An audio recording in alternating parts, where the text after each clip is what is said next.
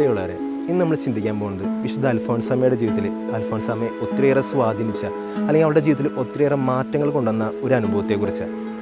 ഒരിക്കൽ തൻ്റെ കോൺവെൻറ്റിൽ തൻ്റെ കൂടെ താമസിക്കുന്ന സിസ്റ്റർമാരെല്ലാം കൂടി സായന പ്രാർത്ഥനയ്ക്കായിട്ട് ദേവാലയത്തിൽ പോയി പ്രാർത്ഥിക്കുമ്പോൾ തൻ്റെ രോഗങ്ങൾ മൂലം തൻ്റെ റൂമിൽ റെസ്റ്റ് എടുക്കുന്ന അൽഫോൻസാമ്മയുടെ അടുത്തേക്ക് ഒരു കള്ളൻ കടന്നു വരുന്നുണ്ട്. എന്തോ ശബ്ദം കേട്ട് കണ്ണ് തുറന്നു നോക്കുമ്പോൾ ഈ കള്ളനെ കണ്ട് അൽഫോൻസാമ്മ ഒത്തിരിയേറെ ഭയപ്പെടുന്നുണ്ട്. ഈ ഭയം അൽഫോൻസാമ്മയെ ഒത്തിരിയേറെ തളർത്തി. ശാരീരികമായ അസ്വസ്ഥതകളിലൂടെ കടന്നു പോകുന്ന അൽഫോൻസാമ്മയ്ക്ക് മാനസികമായ വേദനകൾ അവളെ മുഴുവനായിട്ട് തകർത്ത് കളഞ്ഞു. പിന്നീടുള്ള ദിവസങ്ങൾ ഉറക്കമില്ലാത്ത രാത്രികളായിരുന്നു അവൾക്ക് സമ്മാനിച്ചത്. പലപ്പോഴും ഭക്ഷണം കഴിക്കാതെ, ആരോടും ഒന്നും മിണ്ടാതെ, തൻ്റെ കൂടെയുള്ള സിസ്റ്റർമാരെ പോലും മറന്നുപോയെന്ന് ചില പുസ്തകങ്ങളിലൊക്കെ അൽഫോൻസാമ്മയെക്കുറിച്ച് പറഞ്ഞു വയ്ക്കുന്നുണ്ട്. ഒരു പക്ഷേ നമ്മുടെ ജീവിതത്തിലും അൽഫോൻസാമ്മ കടന്നുപോയ ചില അനുഭവത്തിലൂടെ നമ്മളും കടന്നു പോകുന്നുണ്ടാവും. നമ്മൾ ഒരിക്കലും പ്രതീക്ഷിക്കാത്ത സമയത്ത്, നമ്മൾ ഒരിക്കലും ആഗ്രഹിക്കാത്ത, നമ്മളെ ഒത്തിരിയേറെ വേദനിപ്പിക്കുന്ന, ഒറ്റപ്പെടുത്തുന്ന, സങ്കടപ്പെടുത്തുന്ന, നിരാശയിലേക്ക് നയിക്കുന്ന ചില വേദനിക്കുന്ന അനുഭവങ്ങളെ നമ്മൾ കടന്നു പോകാറുണ്ടാവും. ഇതാണ് നമ്മുടെ ജീവിതത്തിലേക്ക് കടന്നു വരുന്ന ചില കള്ളന്മാർ. ക്രിസ്തുവിൻ്റെ പഞ്ചശതങ്ങളൊക്കെ സ്വന്തമാക്കിയ വിശുദ്ധ പാതിരപ്പിയോ തൻ്റെ മുറിയിലെ ക്രൂശിത രൂപത്തിനോട് ഒരു വട്ടം ഇങ്ങനെ പ്രാർത്ഥിക്കുന്നുണ്ട്. ക്രിസ്തുവെ, അങ്ങ് സ്നേഹിച്ച സഹനങ്ങളെ, കുരിശുകളെ ഞാൻ ഒത്തിരിയേറെ ഭയപ്പെടുന്നു എന്ന്. അപ്പോൾ ക്രൂശിത രൂപം വിശുദ്ധ പാതിരപ്പിയോട് പറയുന്നുണ്ട്, സഹനങ്ങളല്ല, മറിച്ച് അത് നൽകുന്ന രക്ഷയാണ് ഞാൻ ദൈവത്തോട് പ്രാർത്ഥിച്ചതും ആഗ്രഹിച്ചതും എന്നൊക്കെ.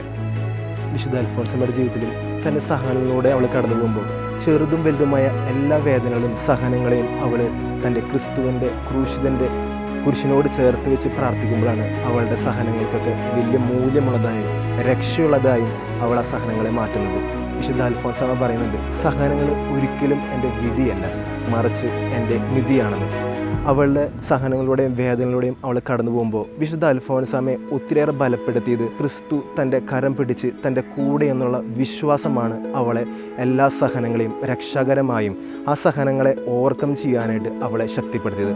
ദൈവത്തിൻ്റെ വചനപ്രകാരം പറഞ്ഞിട്ട്, നിൻ്റെ ദൈവവും കർത്താവുമായി ഞാൻ നിൻ്റെ വലതുകരം പിടിച്ചിരിക്കുന്നു, ഭയപ്പെടേണ്ട, ഞാൻ നിൻ്റെ കൂടെ ഉണ്ടായിരിക്കുമെന്ന്. വചനത്തിൽ ഇപ്രകാരം വീണ്ടും നമ്മെ ഓർമ്മിപ്പിക്കുന്നത്, വരാനിരിക്കുന്ന മഹത്വത്തോട് തുലനം ചെയ്യുമ്പോൾ ഇന്നത്തെ കഷ്ടതകളും ദുർദിനങ്ങളും ഒക്കെ നിസ്സാരമാണെന്ന്. തീർച്ചയായിട്ടും പ്രിയമുള്ളവരെ, നമ്മുടെ ഇന്നത്തെ സഹനങ്ങളും വേദനകളോടും ഒക്കെ നമ്മൾ കടന്നു പോകുമ്പോൾ അത് ക്രൂശിതൻ്റെ സഹനങ്ങളുടെയും വേദനയോടെയും നമ്മൾ ചേർത്ത് വയ്ക്കുമ്പോൾ നമ്മുടെ സഹനങ്ങൾക്കും വേദനകൾക്കൊക്കെ ഒത്തിരി വിലയുണ്ട്. അതൊക്കെ നമ്മുടെ ജീവിതത്തിലെ നിധികളാണ്. ആ സഹനങ്ങളും വേദനകളും നമ്മെ രക്ഷാകരമായി മാറ്റുവാൻ നമ്മെ ദൈവം അനുഗ്രഹിക്കുകയും ചെയ്യും.